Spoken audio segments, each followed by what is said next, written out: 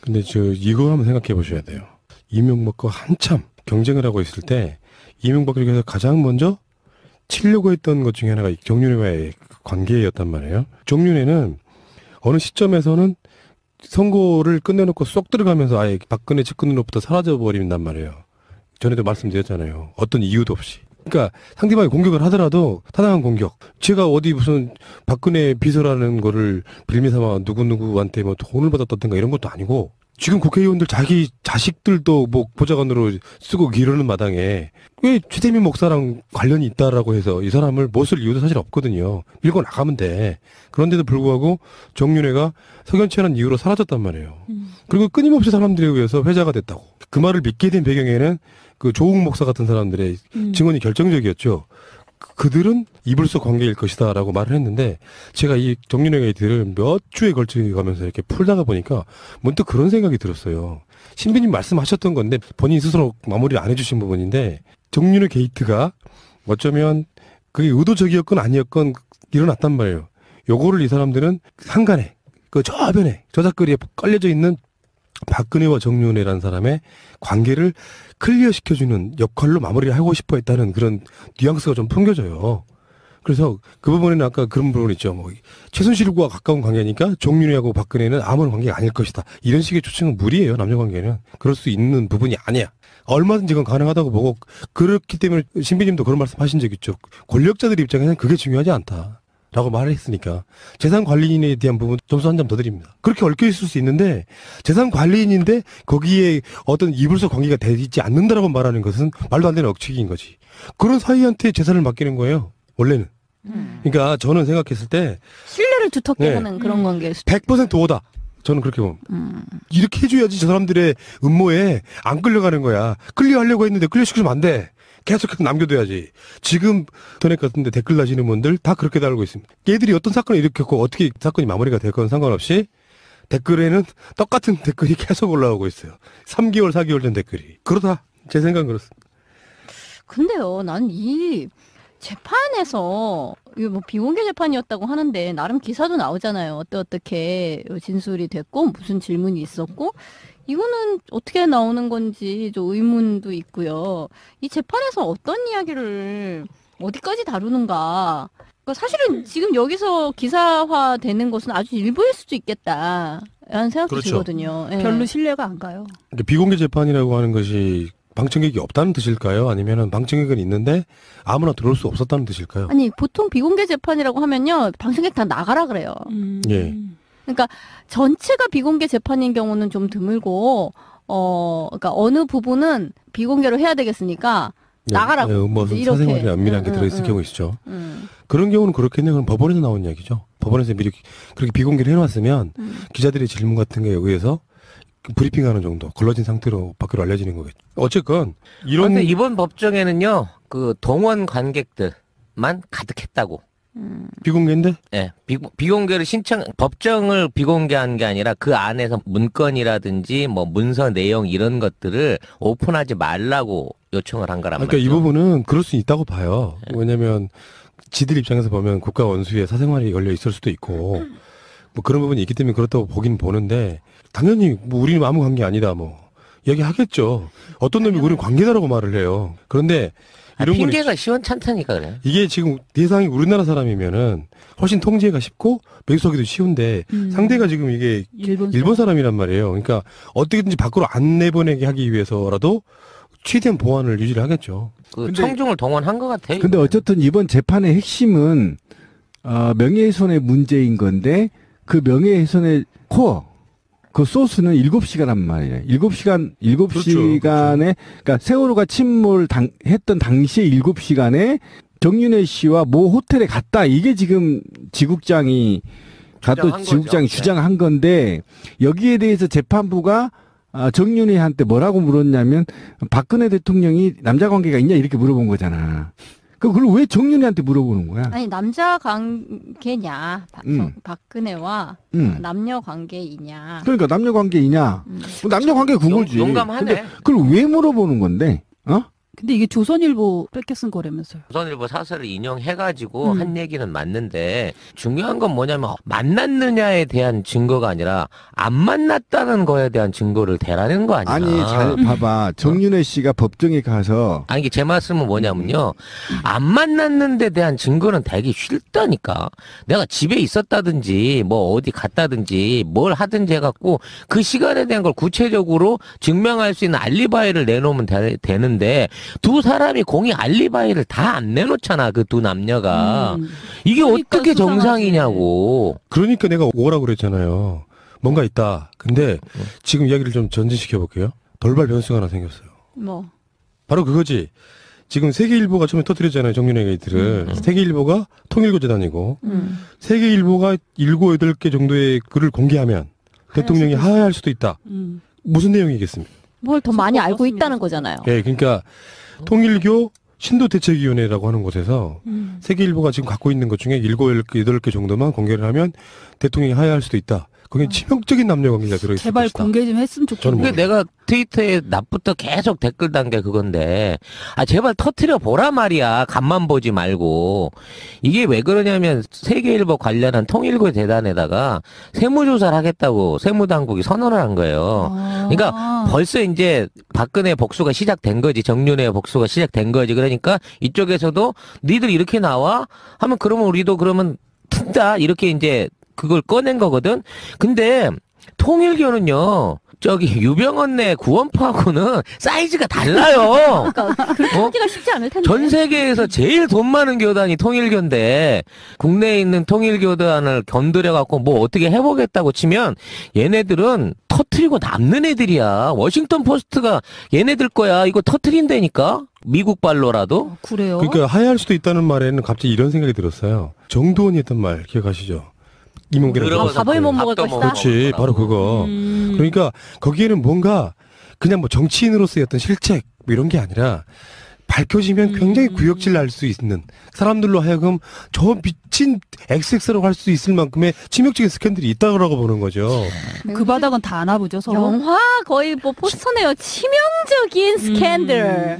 그러니까 이게 근데- 증거가 보강돼 있는 자료일 거란 말이야. 단순하게 설로 던지는 게 아니라 뭐 녹취가 됐든 사진이 됐든 문서가 됐든 뭔가 증거를 주고 있기 때문에 이걸 이렇게 얘기하는 치명적이라 거죠. 하면 아까 진미님이 얘기한 게 있지만 저는 그렇게 됐다면 정상적인 남녀 관계 정 씨와 박 씨가 1대1의 관계는 1대1의 아닐 관계가 것이다. 아닐 수 있는 그럼 쓰리썸? 맞아. 2대1일 수도 있고. 한국이 쓰리썸이야, 쓰리썸? 정서적으로 한국인들이 정서적으로 받아들일 수 없는 구역질이 날 정도 또는 자괴감을 내가 저런 사람을 대통령 저는 그렇게 봤거든요.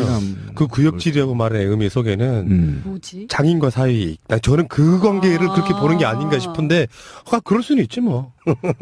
아, 평소 근데- 즐겨보던 야동 중에 제일 저질스러운 게 막 자꾸 떠오르는. 근데 나는 아니, 그거는 아니 불가능하지만. 잠깐만 저는 하나 예, 짚어야 될 게 하죠. 있는 것 예. 같아. 난 정말 우리나라 재판부 같은 경우 저 짱돌을 던지고 싶은데 뭐냐면 정유래 씨한테 불러서 재판장에서 당신 박근혜 씨하고 남녀 관계가 있냐?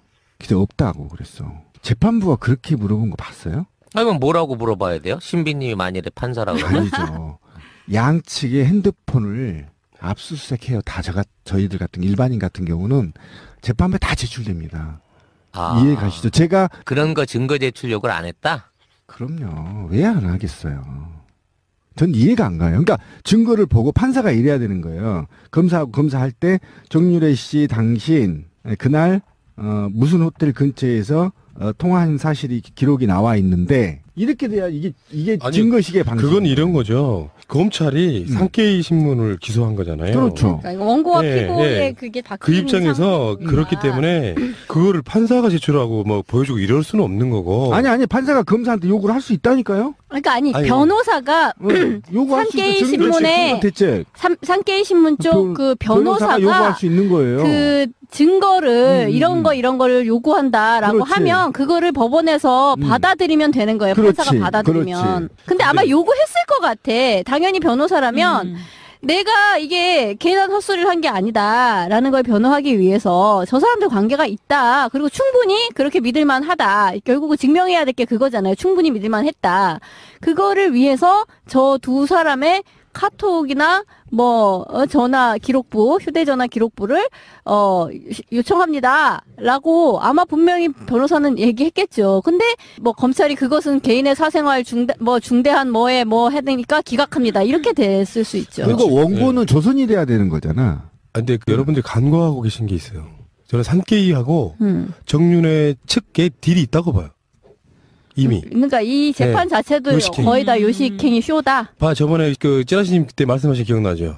산케이하고 차관 문제 같은 게 걸려있죠, 지금. 기억나요, 안 나요? 했던 이게 말이야. 차관 문제가 아니라 그 당시에 도쿄 지점에 관련한 의혹 조사 같은 것들을 그 산케이가 나선다고 할 정도로 어떤 산케이 쪽에서는 적극적인 공세로 나왔기 때문에 지금 슬그머니 그때 정부 측에서는 어떤 그 고소 단계를 낮추고 어떤 출국 정지나 이런 것들을 풀어준 이런 예들이 있단 말이죠. 그러니까 어느 정도 굴복을 하기는 한 것 같기는 한데 과연 이제 산케이라는 언론사가 우리처럼 그렇게 막 정의감에 불타고 대단한 훌륭한 언론은 아니니까 어떤 선에서 마무리를 할 것인가를 보면 얘도 정체가 나오는 거지 뭐. 이런 거 있지. 요식행위로 끝내자. 대신 니들 돈 없지? 그렇게 끝낼 수도 있어요. 그런 걸 노리고 보도했을 가능성도 있다고요. 원래.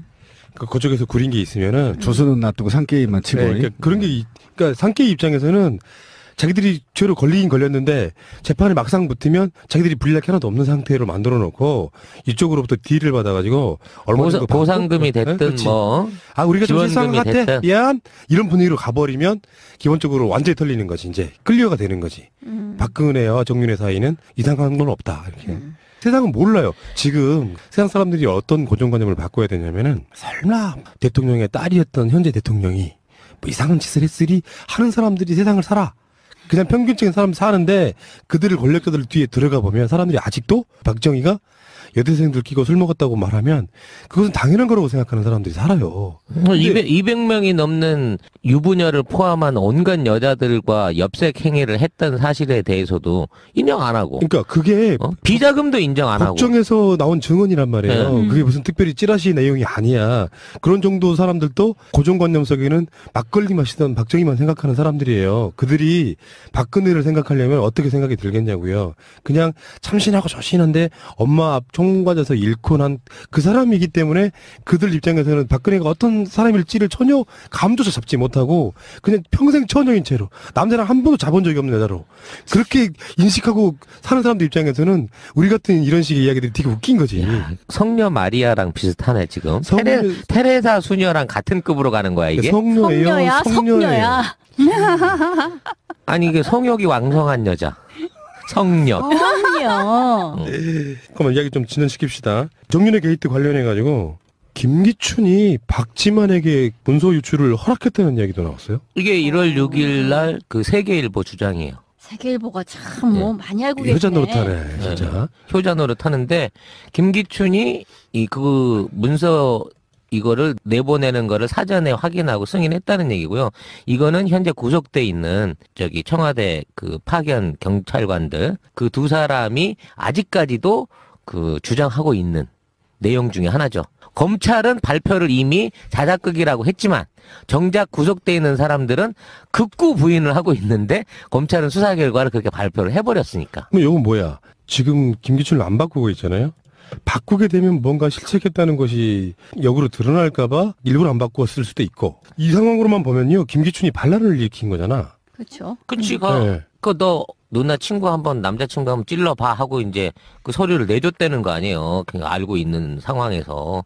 그러니까 이건 엄밀히 말하면 하극상은 하극상이지. 근데 유임됐잖아요. 그건 유임하고 상관없는 거예요. 정치적인 제스처 이거 완전히 그 사람 허술하게 만들어 놓고 더 어획을 줄 수도 있어. 청와대 같은 데서 왕따시켜 버릴 수도 있어요. 아니 지금 저는 그거에 대해서 계속 반대를 하는데 김기춘을 너무 우습게 하는 것 같아요. 우습게 알 수밖에 없는 나이가 됐다니까 총기도 어려지고. 아니에요. 김기춘이는 그의 삶의 궤적을 보면요 아주 영리하고 명석하고요. 그다음 그가 그 수없이 많은 정권들을 피해가면서 주요직을 맡고 그다음 중요 직책을 맡음으로 인해서 군과 정보력, 검찰력을 다 장악한 자예요. 쉽지 않은 자입니다. 그렇게 나오기도. 그래, 그런 사람들이 제가 우리 방송에서 되돌려보면 김기춘이 몰랐을 리 없다고 제가 분명히 얘기했잖아요. 그건 이게 지금 확인이 된 거예요, 사실은. 일부 누락될 수는 있으나 감히 김기춘이가 어느 영역은 접근하지 못할 수 있어요. 예를 들면 뭐 침대 같은 곳은 못 갈 수는 있으나 늙어서. 그러나 기타 등등의 문제는 모두 비서실장이 모를 수가 없어요. 왜냐하면 비서실장이 갈 때 혼자 들어가는 게 아니야. 아니 그러니까 신비님의 지금 자가당착에 빠지신 거예요. 지금까지 문제가 김기춘과 연관이 있었다라고 하면 비선 얘기가 안 나오죠. 김기춘이 모르게 했고 김기춘이 기억 안 나십니까? 아니 일부라고 얘기했잖아요. 제가 일부. 그러니까 이 신문에서도 일부 보고하고 일부는 안 했다는 거야. 그러니까 이 사건의 발단이 뭐였는지 기억해 보시면 김기춘님 신비님 말씀처럼 그 사람이 그렇게 오랜 시간 동안 공직을 해온 사람 같으면 박근혜의 행적을 물었을 때 나도 모르겠더라고 말하지 않는다고요. 그러니까 김기춘 자체는 뭔가 의도성을 갖고 그게 지금까지 발단이 돼서 왔어. 아니 그러니까 나도 모르겠습니다란 말은 제가 그때도 그렇게 해석했잖아요. 니들 나 몰래 나가는 거에 대해서 내가 니들 보호 안 해줄 거야라고 경고라니까. 앞으로도 마찬가지야. 나 모르는 일에 대해서 난 니네들 감싸주지 않아. 단호하게 친 거라고. 그 공직사에 그런 문화가 있어. 그래서 저는 그 핵심에 대한 김기춘이가 있고 그다음에 그래서 김기춘이를 야권에서 끊임없이 교체 요구를 했던 거라고. 여권에서까지. 그거는 되게 있잖아요. 정말 무서운 사람 김기춘 맞아요. 박근혜 씨는 천재고 김기춘은 졸라 무섭고. 정윤이는 어느 정도 됩니까 그러면? 게임에서 지금 어느 등급이냐 그걸 따지고 그렇지, 있는 그렇지. 거야? 정윤회는 적어도 신. 감성. 박근혜와 감성 코드가 같은. 그러니까 매우 커뮤니케이션을 감성적으로 잘하는 관계죠. 예. 그것이 남녀 관계든 그다음에 가족의 재산을 지키는 뭐라 그러죠 그걸? 청지기? 집사 역할을 하든.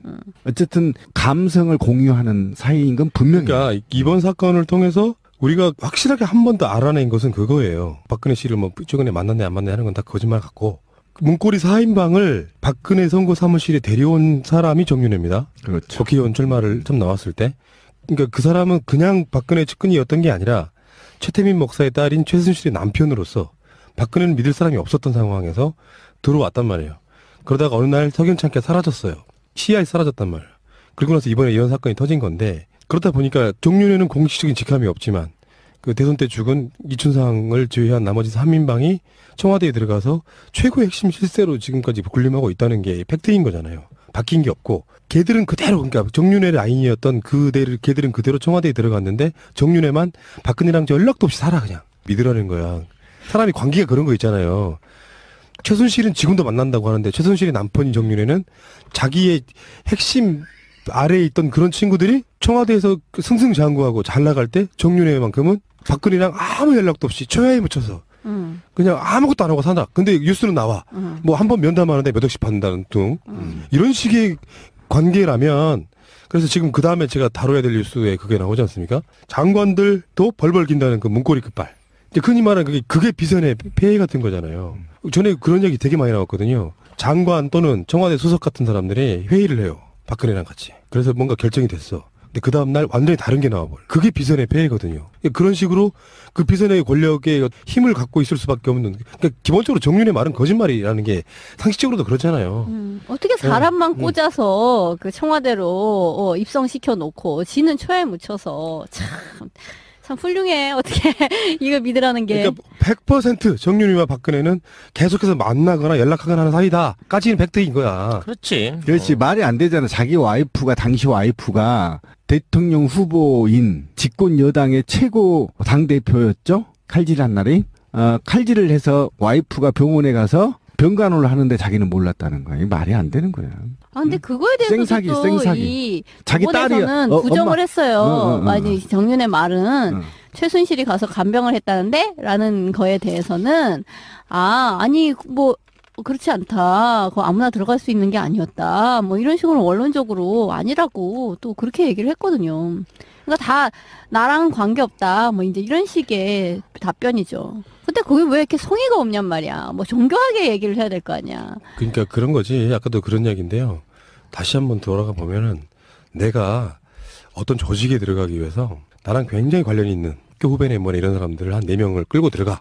그래서 나만 쏙 빠져나와 라고 4명이 승승장구해. 막 10년 넘게. 그런 상황을 그냥 지켜보는 사람은 없고요. 이게 한 놈 데리고 들어가서 한 놈 비시는 거랑 달라요. 이런 상황은. 그러니까 4명 정도가 아주 알차게. 원래는 어떤 방식이 돼야 되냐면 정윤회가 공식적인 라인에 사라질 때 정윤회가 제대로 사라지려면 그 자기가 들어온 라인들을 데리고 사라지는 거예요. 근데 걔들을 그냥 박아놓은 채로 사라지고 나서는 나랑 박근혜랑은 전혀 관계없다고 말하는 게 거짓말이라는 거지.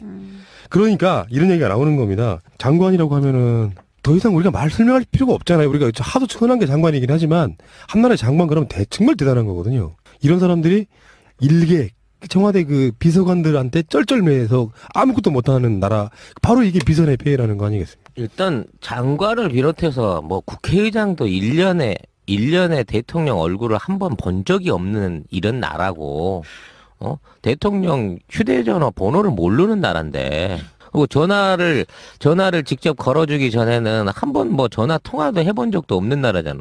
이건 완전히 그 병풍 뒤에 그냥 상황이지, 실제적인 업무 행정을 어떻게 했겠어.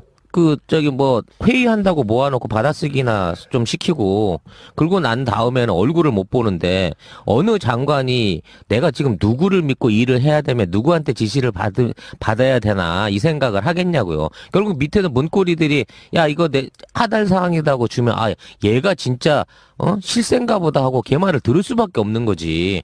한 라인이 안 통하는데. 국무회의를 할 때 장관들하고 이렇게 얘기를 하고 토론을 통해서 각 부처의 현안 보고를 받고 그리고 향후 진행 사항을 발표하고 이게 이제 한 몸처럼 돼야 되는 거예요. 쉽게 말하면 국무위원들은 대통령과 즉시 상의하고 보고하고 일을 다시 수정하고 등등의 여러 가지 공무원적 그 일들이 있는 거야. 정무적 일도 있는 거고. 그런데 이거를 회의하기 전에 문고리 3인방들이 모두 다 회의 자료를 정리하고 받아서 거기서 안건을 올릴 건지 말 건지 지기들 마음대로 하고, 그리고 또 장관이 혹시 오면 이런 거 질문하지 마세요, 씨발. 장관한테.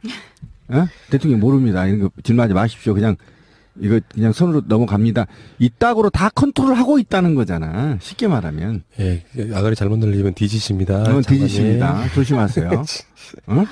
그러니까 그게 바로 제가 정윤회 씨를 차라리 그렇게 음지에 두지 말고 공식적인 직함을 주라고 계속 우리 방송에서 얘기한 이유가 그거예요. 얘기하자면 공식적인 직함을 줘야 그가 하는 행위가 역사의 기록이 된다고. 그렇지.